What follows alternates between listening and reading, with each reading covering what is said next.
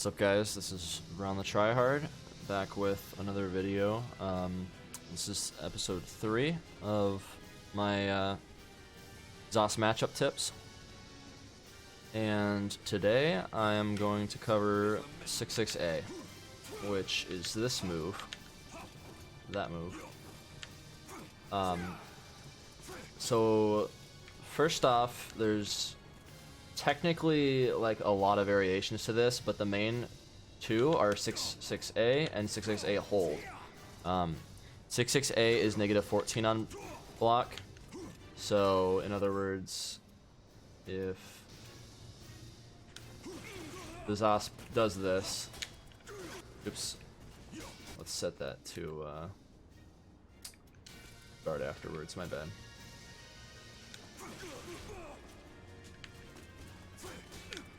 Zos can punish it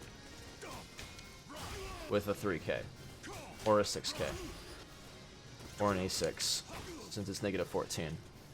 And if he does the fully charged version, it's -4 on block, which, you know, means he can GI afterwards. He can also use his CE to catch I-12s. If you have an I-10, that doesn't work. Of course, always remember, if he doesn't have a curse on you, then your highs will beat out his CE attempt. So, you know, you can do something like that safely on Zos if you suspect a CE. The only thing is, there is counterplay, you know, dealing with highs, which is like full crouch 3K like Zos has there. That converts into a curse. But we won't go into all of that counterplay exactly.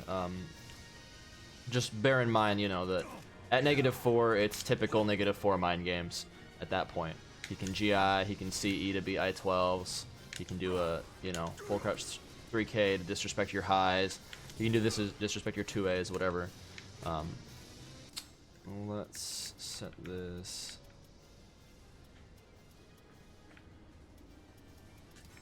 to center. Alright, so 66A, one of Zos's best neutral killers. You know, you can be like way back here and then just run up and hook him in. As you see, the first hit is a little shorter reach than the second hit. This is kind of a recurring theme with Zos, you know, like this move, that move, you know. Like most of Zos's moves, except for that one. That one's an exception. A lot of Zos's moves, you know, first hit whiff, second hit lands at a little bit farther range, and it's the whole point of it is meant to, you know, catch you hesitating. You see, oh, the first hit whiffs, so you think you're safe, and you might let go of guard. That's kind of part of his shtick in neutral. So always watch out for, you know, this range where the first hit whiffs and the second hit lands. It's kind of tricky, but yeah, something like that.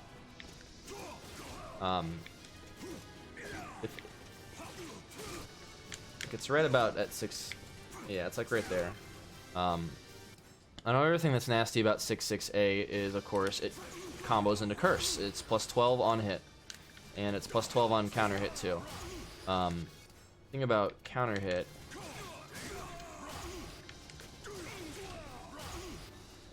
yeah, so thing about counter is like Zos can actually, if the Zos is good enough, he can kind of convert this. Like the thing about this is it's not just a 66A and 66A hold. You can let it go at will. So like you see, I can release it a little faster, or I can just hold it all the way. If you release it a little faster, it's really good for hit confirms. So like that.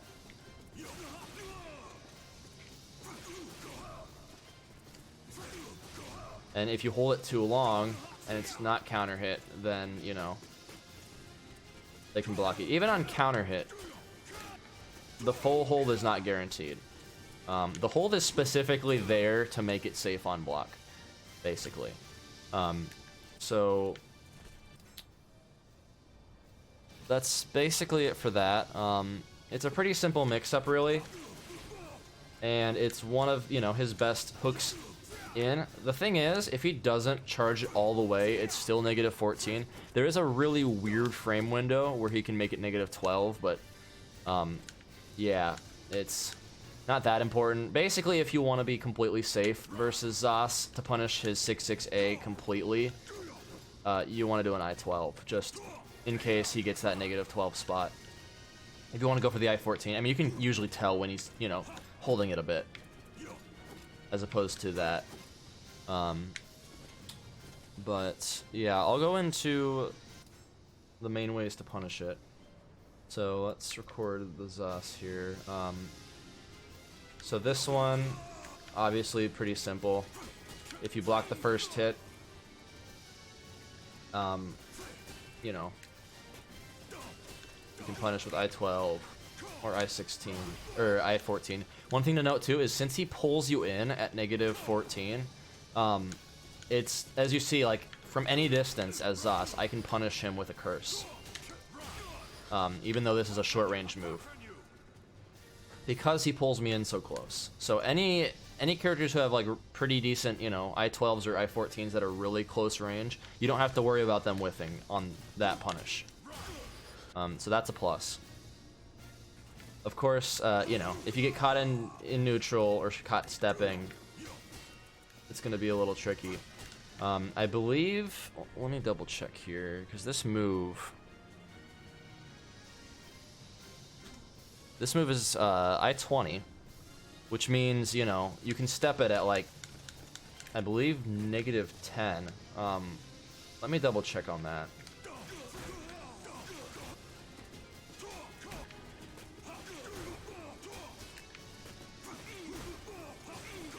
Yeah, okay, I think negative 10 is exactly where you can't step guard it. If you do it like frame perfect, you can almost, you know, kind of sidestep it.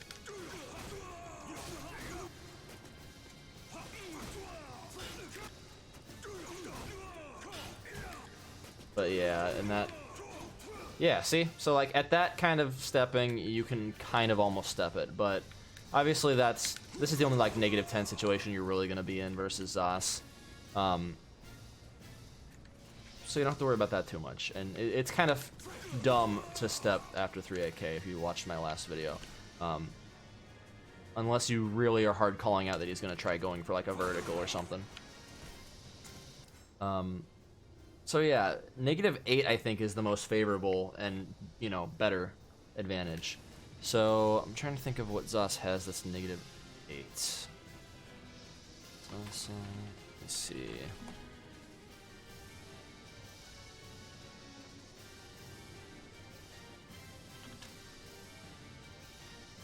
Okay, well, Zas's 3K on block is negative 6, so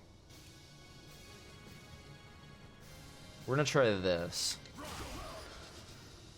So Zas doing the 3K on me is gonna be negative 6, and I'm gonna try to punish it with 6-6A. Obviously, this isn't really realistic because, like, at this distance, I'm not gonna 6-6A him. But see, at negative 6, he can safely step that. So when you're at a distance from Zas, you want to know kind of what frame advantages you're working with. So let me see. Yeah, so like 4-4A, for instance, it's negative 12, but it's one of those that pushes back, right? So something like that. You know, he's negative 12, so if he goes after that, you know, it's only going to catch you on hesitation at that point. But let's dive right into what the option select is, because there is actually one that you can do on this. It's a little tricky at first, but if you go into training and you honestly like practice it, like you set him to randomly record, like I'll show you here what we can do. And that one we will record like that. This only loses to one of the 3 options he has, which is the like half And even then, I don't think it necessarily loses. Let's actually try these first two first, and then we'll put in the third one, because I think it actually catches all of them if you do it right. Let's do this.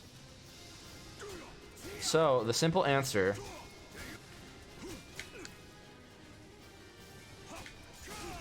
is to do a delayed GI. I'm doing it too. See? And I can punish it if it jails, because the first hit actually jails. You see, I'm inputting the GI, but nothing's happening.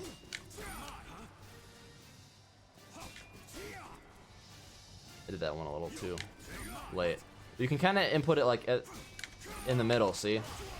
And it's a level 2 GI. Although right then there we go.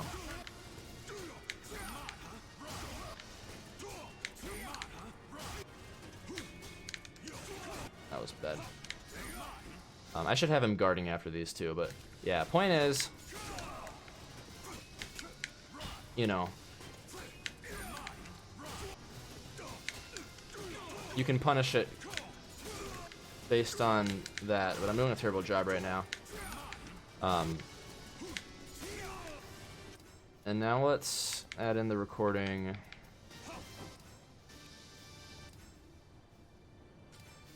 Where he does kind of halfway. And see, if he releases it too soon, it still jails. Like, I inputted a GI there.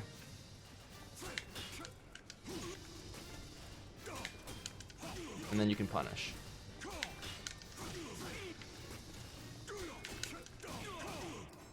So, let's... Oops.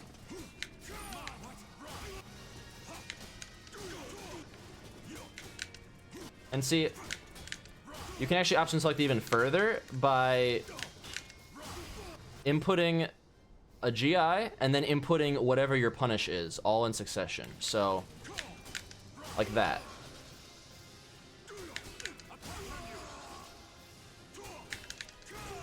Oops, that wasn't right.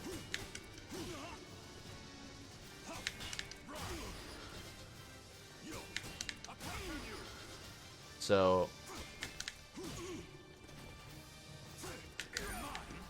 see, by doing that, it covers all of his options with that. As long as you guard the first hit. Okay, that wasn't real, but yeah. You see what I'm talking about. If you can find that sweet spot timing to GI it, then you can kind of option select it. And that's pretty much 6-6A. Like, it's honestly kind of a bad habit of Zos players to use. It's really only good if we can preemptively catch you stepping. Since it's I-20 and step guarding, I believe, happens in about 10-ish frames if you're frame perfect. That gives you like 10 frames of leeway to be able to step guard that in neutral. So it is one of those things that I have to preemptively catch you like 10 frames ahead of time stepping, or I have to catch you consistently stepping and not letting go of step, rather than just step guarding. So still very, very good neutral killer for Zos, even, you know, even against the best players. Very few people know the option select, and, you know, as you can see, it takes a little bit of reaction, but if you really train yourself and really get used to the muscle memory of it, it doesn't become quite as threatening, and you can GI it a lot, and you'll find you can punish it on block a lot, things like that. But a lot of Zos's strings very muscle memory heavy. You have to be able to just whip it out like that. You have to be able to think very fast, and that's what a lot of people have problems with, is that, you know, they can't react to it. But it's because you're not supposed to react to it. You're supposed to kind of flowchart it, but in a more advanced way, if that makes sense. Use your option selects and be ready with the option select, like, without even having to think about it, because it's so ingrained in your muscle memory at that point. But yeah, that's this video. That's 6-6A. Hope you guys learned something new from it, and be sure to let me know in comments if you have any suggestions for anything you want me to cover with Zos. Next time I will be covering his backturn vortex, which should be lots of fun. So be looking forward to that, seeing what kind of answers there are to the vortex. Have a good one, guys.